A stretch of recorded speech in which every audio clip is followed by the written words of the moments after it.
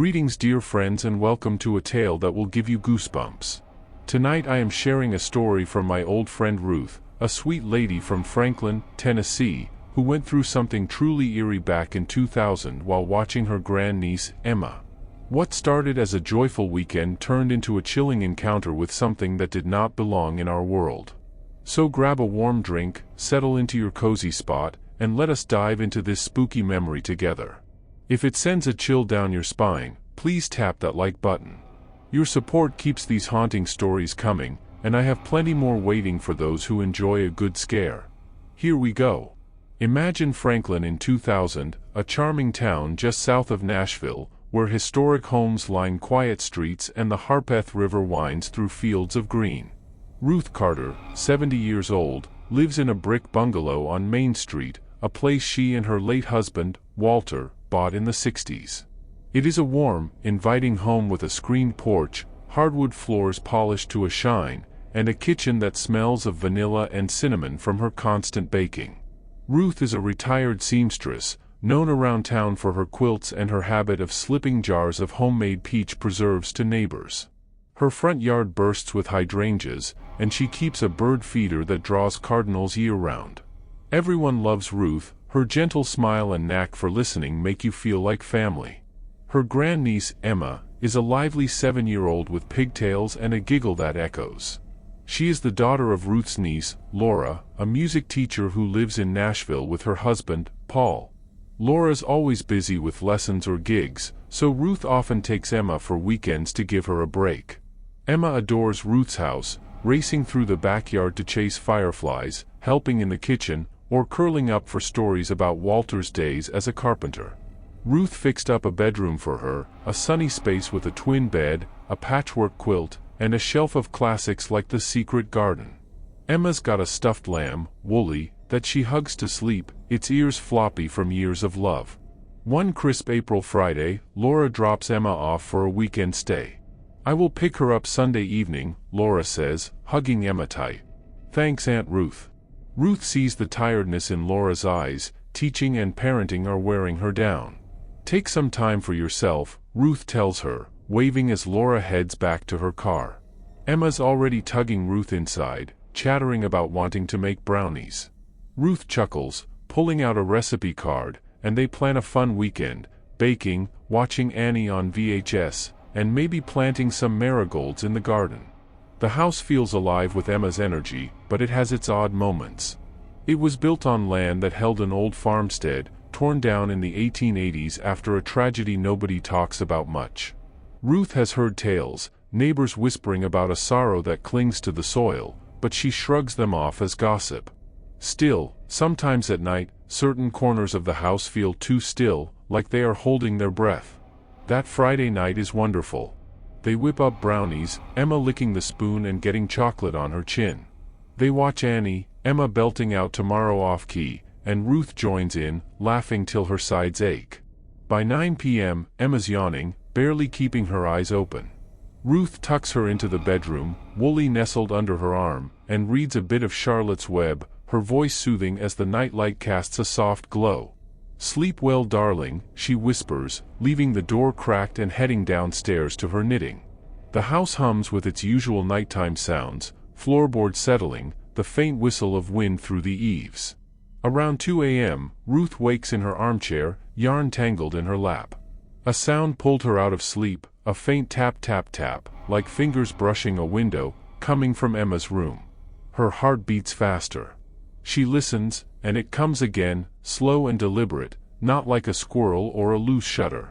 Franklin's old homes creak plenty, but this feels intentional. She grabs a flashlight from the hall table, its weight reassuring, and slips on her housecoat, moving quietly up the stairs. The hallway's dark, the nightlight's glow spilling out. She peeks into Emma's room, expecting to see her curled up, but the bed's empty, quilt bunched at the foot, Wooly on the floor like it was tossed aside. "Emma," she calls, voice sharp with fear. No answer, just the tapping, louder, right at the window. She swings the flashlight's beam, and her stomach lurches. Emma's standing by the glass, hands pressed against it, staring out at the backyard. The blinds are partly raised, showing the shadowy outline of the garden. Outside, pressed to the window, is a shape, pale and featureless, no nose or mouth, just two black voids where eyes should be, fixed on Emma with a hunger that makes Ruth's blood run cold.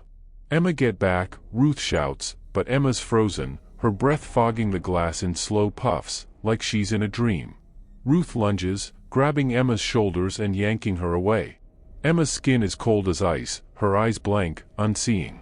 The shape outside fades into the night, but a smell hits, rancid and sour, like meat gone bad. Ruth chokes, clutching Emma, and stumbles out, slamming the door. In the living room, she sets Emma on the sofa, wrapping her in a throw, but Emma's muttering, low and guttural, words Ruth can't understand, like a chant from some forgotten place.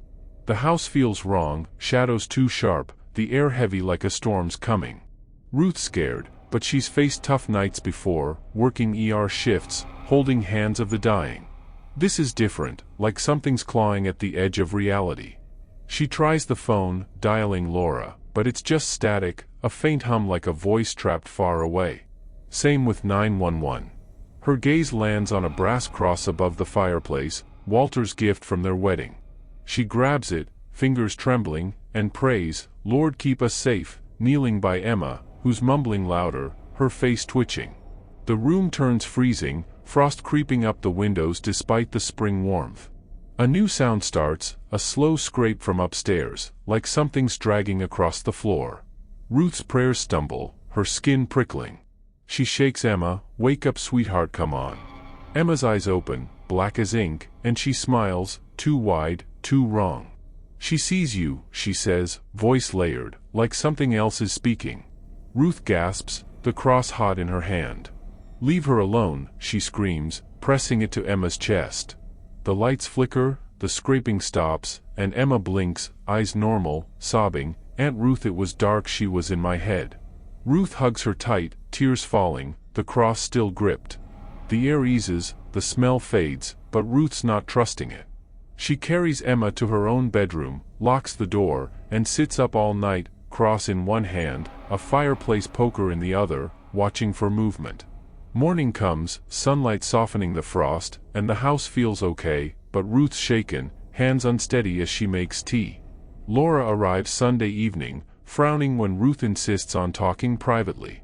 Over coffee, Ruth spills the story, keeping her voice low so Emma, coloring nearby, doesn't hear.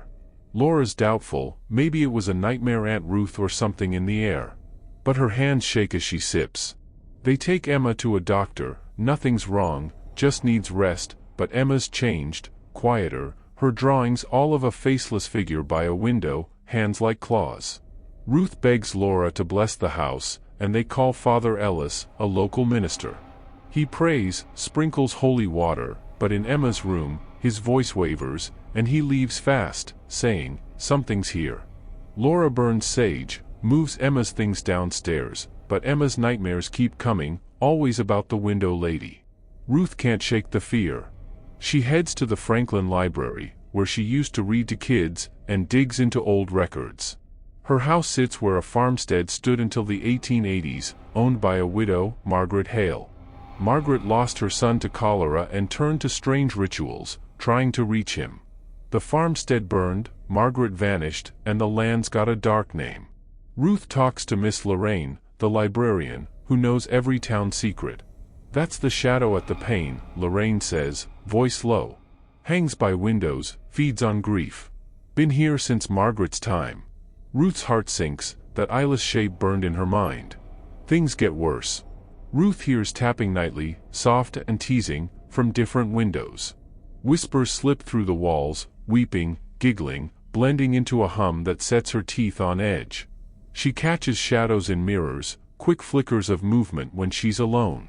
Emma's drawings turn darker, red slashes around the figure. Laura's got her in therapy, calling it trauma, but Ruth knows it's more.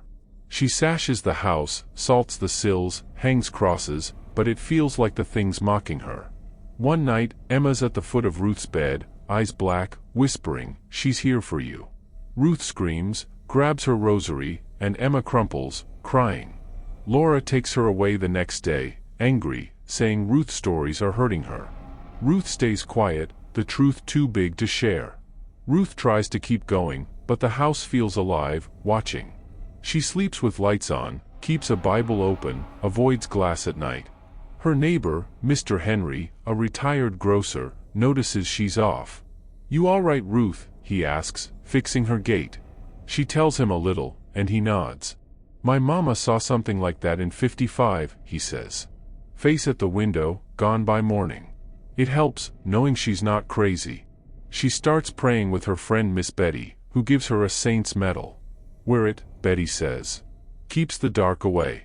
By 2003, Ruth's done. She sells the house, moves to a condo in Memphis, hoping the city's bustle will drown the fear. It doesn't. Dreams haunt her, endless halls, hands reaching, a voice behind glass. Scratches mark her arms, faint but real. She curtains mirrors, burns candles, but the tapping follows, patient. The old house passes through tenants who leave fast, citing cold spots, noises, a rancid smell. In 2019, a renter swears he saw a pale shape at the bedroom window, gone when he shouted. Now Ruth's 95, in a senior home in Jackson, her room full of crosses, salt, and prayer books. She's frail but sharp, still sewing for charity, still praying nightly. I visited her last fall, sharing pie, and she told me this, her voice steady but her eyes flicking to the window. She's out there, she said, touching her metal. Waiting for an open door. At night, she sometimes hears a tap, and she prays, holding the darkness at bay. That's the story, friends. If it spooked you, tap that like button. More chills are waiting if you do.